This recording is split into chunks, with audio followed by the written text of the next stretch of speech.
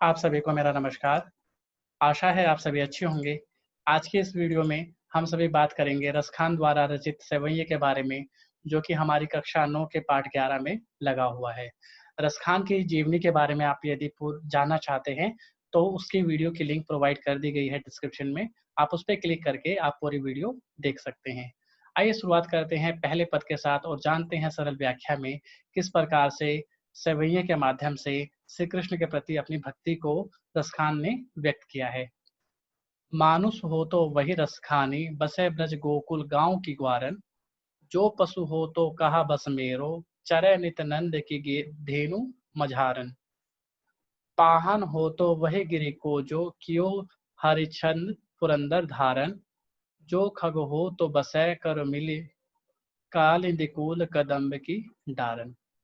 पहले वाले पद में इतने सुंदर वर्णन कहते हैं कि यदि जिस प्रकार से हिंदू धर्म परंपरा में हम लोग विश्वास करते हैं कि हमारा जन्म बार बार होता है, ठीक इसी प्रकार से रसखान कहते हैं यदि मेरा अगला जन्म होता है तो मैं चाहता हूँ कि ब्रज की भूमि में ही मेरा जन्म हो और मैं गोकुल के गांव के ग्वारन के बीच में अपना वास करूं। अगली वाली पंक्ति में कहते हैं जो पशु हो तो, यानी यदि मेरा जन्म पशु के रूप में होता है तो मैं चाहता हूँ कि जिस प्रकार से जहाँ पे नंद की धेनु यानी गाय चरती है, उनके बीच में मैं चरना चाहता हूँ। अगली पंक्ति में कहते हैं पाहन हो तो, यानी यदि मेरा जन्म पत्थर के रूप में होता है तो मेरी इच्छा यह है कि मैं उस पत्थर के रूप में मेरा जन्म हो जिसको श्री हरिश्चंद्र पुरंदर धारण, यानी श्री कृष्ण ने जिसको धारण किया था, यानी अर्थात गोवर्धन पर्वत के किसी पत्थर के रूप में मेरा जन्म हो। आगे कहते हैं जो खग हो तो बसै करो मिली, काल निकूल कदम्ब की डारन। यदि खग के रूप में यानी पक्षी के रूप में यदि मेरा अगला जन्म होता है तो मेरी इच्छा है कि मैं कालिंदी कुल की कदम के जो जो यमुना तट है उसके निकट जो कदम के वृक्ष हैं, यानी फूल का एक वृक्ष होता है कदम, उसके वृक्ष पे मैं अपना डारन यानी अपने घर का घोंसला डालूंगी या फिर रहना पसंद करूंगा।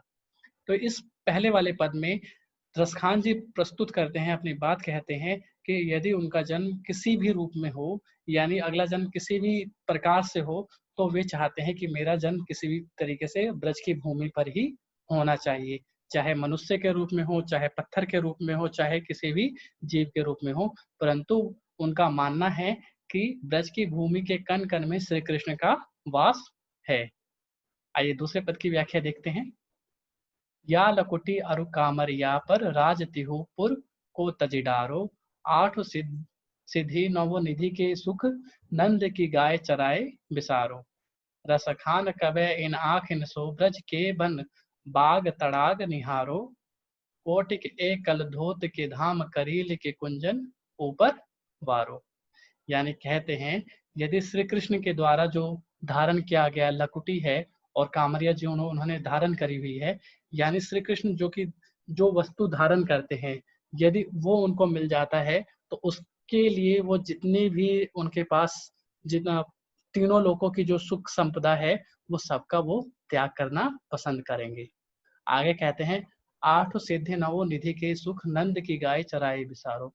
यदि मुझे नंद की गाय चराने का अगर मौका मिल जाता है तो कहते हैं आठों सिद्धि नवो निधि, यानी जो किसी सामान्य मनुष्य को नहीं मिलता, यदि वो भी मेरे पास हो आठों सिद्धि नवो निधि, जिस जो कि परमात्मा के पास होता है, वो भी मैं उसका भी त्याग कर दूंगा यदि मुझे नंद की गाय चराने का मौका मिलता है।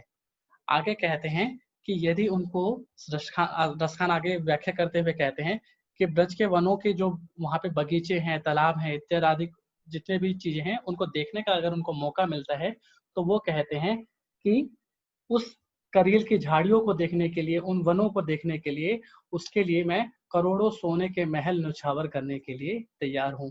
अर्थात ब्रजभूमि की चाहे कटीली झाड़ियां हों, चाहे फिर श्री कृष्ण द्वारा धारण किया गया कोई वस्तु हो, चाहे फिर ब्रज की नंद की गायें हों, किसी भी वस्तु के लिए वो संसार की जितनी भी परम सुविधाएं हैं सभी को त्याग करने के लिए वो तैयार हैं। अगले पद की व्याख्या जानते हैं। मोर पखा सिर ऊपर राखियो, गुंज की माल गरे पहिरोगी। ओढ़ी पीताम्बर लय लकुटी बन गोधन ग्वारी संग फिरोगी। भाव तो वो ही मेरो रस खानी सो तेरे कहे सब स्वांग करोगी। या मुरली मुरलीधर की अधरा धरी अधरा ना धरोगी। अगले वाले पंक्ति में कहते हैं कि गोपियों की जो मनों की व्यथा है, यानी उनकी मनों की जो बातें हैं, उसको प्रस्तुत हुए कहते हैं, जो कि आपस में एक दूसरे से बात करते हुए कहते हैं कि जो कृष्ण जो भी वस्तुएं धारण करते हैं, जिन वस्तुओं को श्री कृष्ण कान्हा पहनते हैं, अगर वो भी धारण करने के लिए मुझे कहा जाए तो हम उनको धारण करने के लिए कहते हैं। जिस प्रकार से श्री कृष्ण मुरली को जो मुरली धारण करते हैं, बाकी वस्तुएं धारण करते हैं, वे सभी धारण करेंगे, परंतु इसमें रसखान जी कहते हैं जो श्री कृष्ण की मुरली है उसको हम धारण नहीं करेंगे। इसमें पहले पद से व्याख्या करते हैं, मोर पखा सिर ऊपर रख, यानी जिस प्रकार से श्री कृष्ण ने मोर पखा को धारण किया हुआ है, उस प्रकार से हम उनके मोर पंख को हम भी धारण कर सकते हैं। गुंज की माला, यानी जिस प्रकार से उन्होंने माला फूलों की माला को धारण किया हुआ है, वो भी हम धारण करने को तैयार हैं। ओढ़ी पीताम्बर, जो पीले वस्त्र धारण करे हुए हैं, उसको भी हम पहनने को तैयार हैं। लय लकुटी बन गोधन ग्वारिन संग फिरूंगी, यानी जो गायों को लेकर जितने भी ग्वाले हैं उनके साथ घूमने को हम लोग तैयार हैं।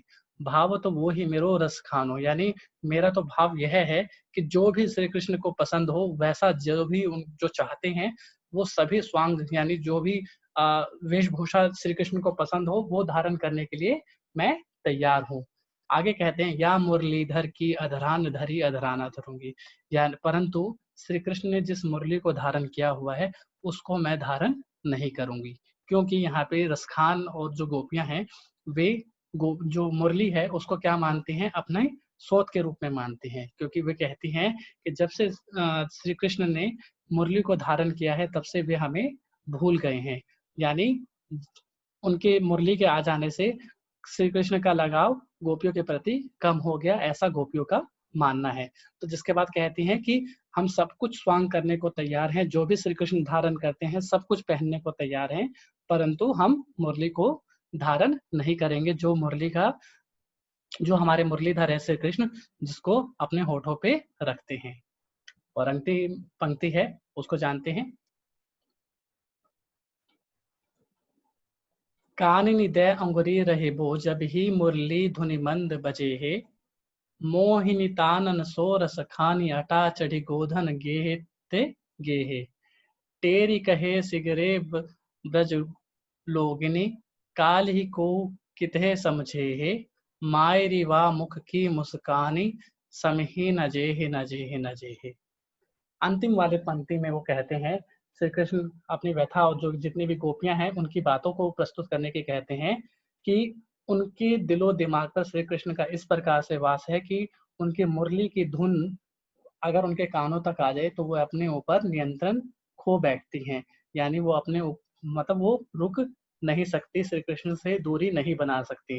इसलिए वे कहते हैं कि जब कृष्ण अपनी मुरली बजाएंगे तो वे उससे निकलने वाली जो ध्वनि है उसको नहीं सुनेंगे, वे सभी अपने कानों में हाथ डालेंगे।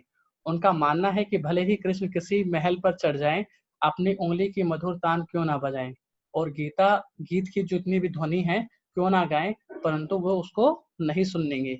आगे कहते हैं कि उस तान से बचने के लिए वो क्या कर रही हैं, अपने कानों में उंगली डाल देंगी, चाहे श्री कृष्ण कितने ही मधुर गीत गाएं, परंतु वो अपने कानों तक उसकी ध्वनि को नहीं पहुंचने देंगी। लेकिन अगर गलती से मुरली की ध्वनि उनके कानों तक चली गई तो वो कहते हैं कि वे अपने वश को खो बैठेंगी, फिर चाहे हमें कोई कितना ही समझाए हम नहीं समझ पाएंगी। गोपियों के अनुसार कृष्ण की मुस्कान इतनी प्यारी लगती है कि उसे देखकर कोई भी वश में आ जाता है। इसी कारणवश गोपियां कह रही हैं, श्री कृष्ण का मोहक मुख देखकर उनके मुख में बिल्कुल संभाल नहीं पाएंगी वो खुद को, वो सारी लज्जा शर्म जितनी भी है सब कुछ भूलकर अपने आप ही श्री कृष्ण के पास खींची चली जाएंगी। आशा है आप लोगों को समझ आया होगा किस प्रकार से श्री कृष्ण की प्रेम के प्रति, उनके लगाव के प्रति रसखान ने अपनी कवि जो सवैया है उसकी व्याख्या करी है।